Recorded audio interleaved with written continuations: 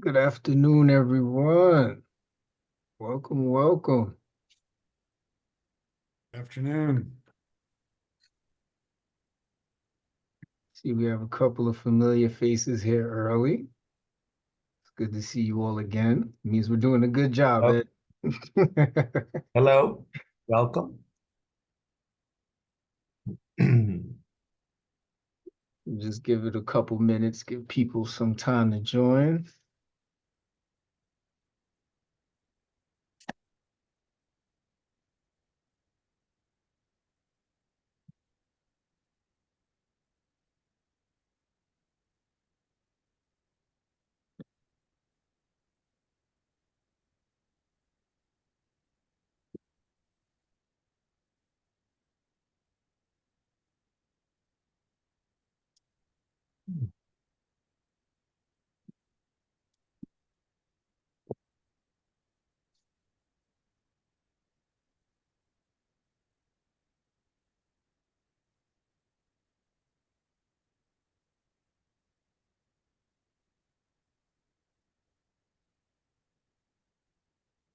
What are you thinking, Ed? Give it like one more minute and then we get started?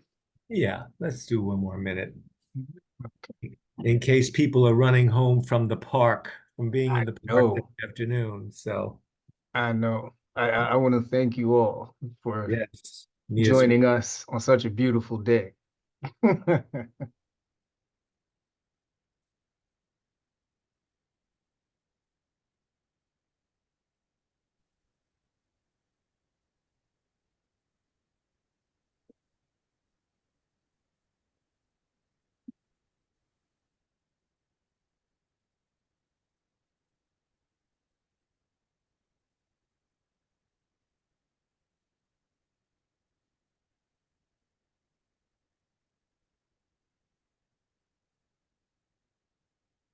All right, so it is 4:03. We'll go ahead and get started.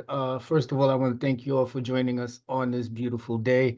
We can't start this session without saying Happy Women's History Month and definitely greetings to those who are celebrating Ramadan. We are so thankful that you're here with us for, I believe this is our third session of Mhm. Let's Connect, featuring the book Racial Justice at Work by the Winters Group. And this chapter, we will be focusing, as you can see here, on operationalizing justice, a radical shift in consciousness. Now, let's be a little bit interactive to start the session. If you could just let us know in the chat how you're feeling today, how are you present in this moment, because that is really important as we have such a very important conversation today.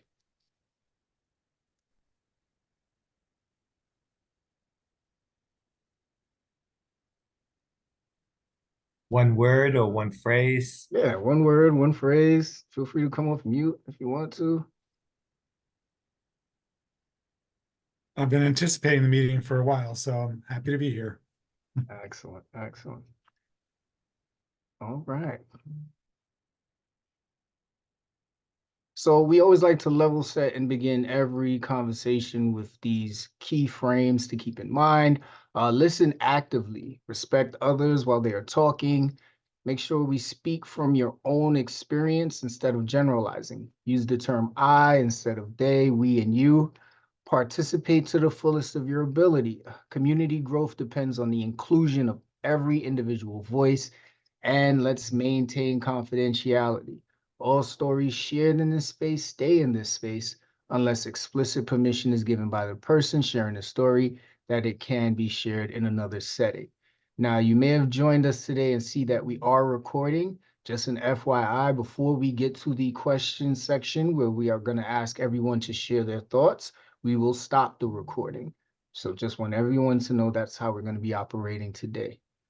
All right, so with that said, I'm going to move to the next slide and hand it over to Ed Poliandro, our gracious moderator. Take it away, Ed. Thank you, Sean. And good afternoon again, everybody. I'm absolutely delighted to be here again with you all. I just want to acknowledge the people in the chat and where you're checking in with us. Wherever you're checking in, wherever our feeling states are, it's important that, that's how we enter this space and that we hear each other. So I do appreciate what you have been writing. So this is the big one. We're going to turn the corner. We've been prepared for those of you who've been here before with a background of justice and what is justice and what's, and we'll go over that again. But now it's about operationalizing it. And we're all invited to take a bigger step in and take a look. And the look, I like to think, is within myself and also within my environment. And our environment here, as we are all colleagues of our health system from the various places we work here, just to take a look and observe and to share, what we see. And it's a radical shift in consciousness. So when I was preparing this, when we were preparing this, Jasmine, Sean, and I, it occurred to me that this chapter is like a love letter. And it's between two forces that say, is anything being done? And should we even hope? So it's a real back and forth dialogue between those two forces. And so I invite us all to think about that as we will later on in the questions. So we hope this is interactive. We welcome, for those of you who are here and finally here, welcome, welcome. You'll see by our overview that you'll be able to participate. And chats or shout outs or, talking, that's what's rich about this time, that we talk to each other and we hear each other. Next, please. So let's define justice again from the book. And this time, I'd like to suggest we do this as a meditation. And the meditation will be looking inward and seeing where does this appear in your life since the last 2 weeks and in our work. So justice requires us to repair harm and develop new ways of thinking and being that ask the questions: who will benefit from this decision and who will be harmed by this decision? So where have you seen this played out in any form? Where have you gone in your thinking, in reflecting of our conversations, in your reading of the book? Where is justice for you coming into this conversation? Next, please. So the racial reckoning of 2020, and this is Lee Morrison. And as I go through this is like memory lane. Actually, yesterday marked 4 years when we went into shutdown. So I'd like to take a brief moment to remember, A, what we have all experienced in whichever form we have, and B, those whom we lost, C, our colleagues, and D, and most importantly, the racial reckoning of 2020 and the events leading to that. So many organizations jumped into action. Think about where you were and what we did and what we did not do. Giving donations, hosting anti-racism trainings and listening sessions, developing statements to the workforce and other stakeholders to communicate solidarity with people experiencing the impact of racism. To those organizations and to the reader of this chapter, namely us, your momentum may have wavered since then for many reasons, including uncertainty about how to navigate backlash from internal and external stakeholders. So if you look at the time of the reckoning of 2020 and where we are now, 4 years and one day, 2024, much has happened.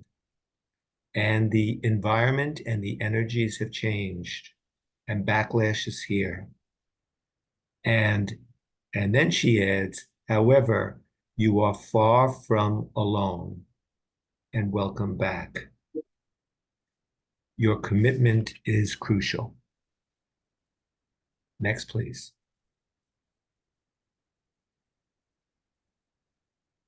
Resistance to racial justice work is robust and escalating in the current socio-political climate. We all know that, we all hear, we all are participating in our society and in our various social media to get information. Morrison invites us to explore a radical shift which calls us to interrogate how white supremacy culture is rooted in our worldviews. So she acknowledges this is where it is, let's be honest, but she calls for a radical shift in consciousness. And of course, the consciousness begins with us. White supremacy culture places priorities in many Western cultures through characteristics such as individualism, quantity over quality, right to comfort, and power hoarding, among others. As we look around us, in our work environments, in our private environments, what do we see about these values? How are they used? Where are we now? In an organization, this shift can encompass how we market and advertise changes in HR policies and practices and payment terms for diverse suppliers.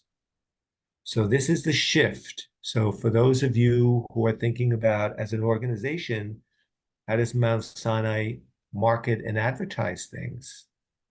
The policies to invite new people, new ways of thinking to our system, to healthcare, and payment terms for diverse suppliers. How do we walk the walk, continue to walk the walk despite everything that has been happening? Next, please. So the radical shift in consciousness proposed by Morrison requires us to embrace possibilities that may feel out of the question, because many of us have never used a justice-centered lens to correct persistent inequities. We must push past the assumption that these possibilities are unrealistic and too far-reaching. And many of you are in leadership positions in our organization. And it is very common in an organization when someone has an idea to say, great idea, Ed, but given our realities, it's not going to work now. It's not realistic to do that. Well, here we're urged to pause. That may be true, and you as leaders may have heard that from those who you report to, or for having had this conversation with your teams. But we're asked to pause and say, well, why is it unrealistic? Why is it unrealistic? Why is it too far-reaching, and for whom? And of course, they come back and they give us examples with JP Morgan Chase in 2020, who provided $30 billion towards addressing structural racial inequities perpetuated by the banking industry. The Baltimore Sun newspaper in 2022 wrote an op-ed saying, "We are deeply and profoundly sorry for having promoted policies towards people of color that have been destructive." And of course, the Biden administration's student debt relief in 2022. So these are all examples she offers of questioning, and it's unrealistic. We couldn't possibly do that. Next, please.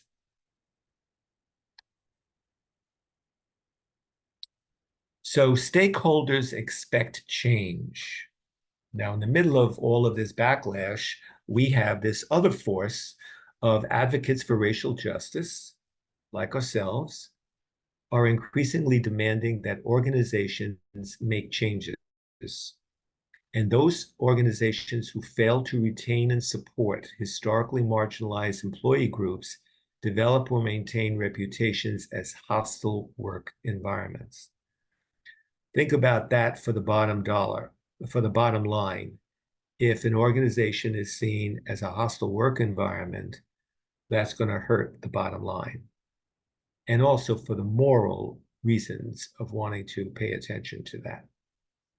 And the examples include a demand for diversity, equity, and inclusion. A 2020 survey found that 3 out of 4 job-seeking individuals indicate a diverse workforce is an important consideration for them when evaluating job offers. And I find that so striking personally because as a younger worker, that value was not considered. It was just, thank goodness I got a job, especially if I got a job that I wanted and a job in a place like Mount Sinai. But this is a different workforce. This is a different consciousness. And we saw that workforce changing right in COVID, as we all experienced that. Rising legal action, for example, the NFL, employee walkout and consumer boycotts like Netflix. Support for unionization, for example, the Amazon workers unionized in Staten Island in 2022.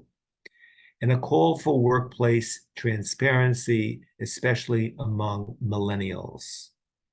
And it's interesting to have a conversation with HR around the changes, and also with people from TDL, who ODI does a lot of work with our partners in TDL, about what groups are saying what and are ready to say what. So people are coming in a very different mindset now. Perhaps you've seen it yourselves on your teams. Next, please.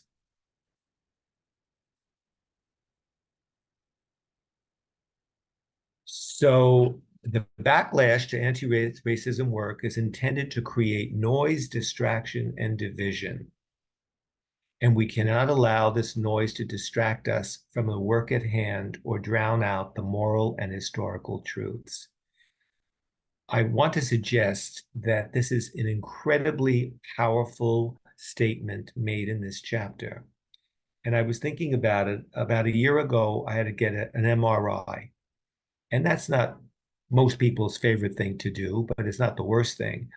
But I'm bringing that up because in the MRI machine, it's very noisy, incredibly noisy. And if no one realizes that it's noisy or the patient is not told about that, it could be a traumatizing experience.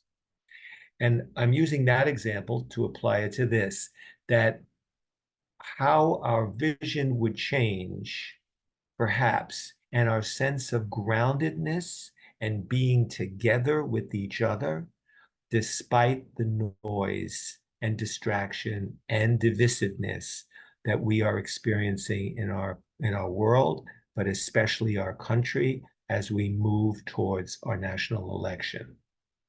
So she talks about let's name it as noise, and that it has an ability to distract if we are not recognizing that that's what it is, noise, with the purpose of distracting and dividing.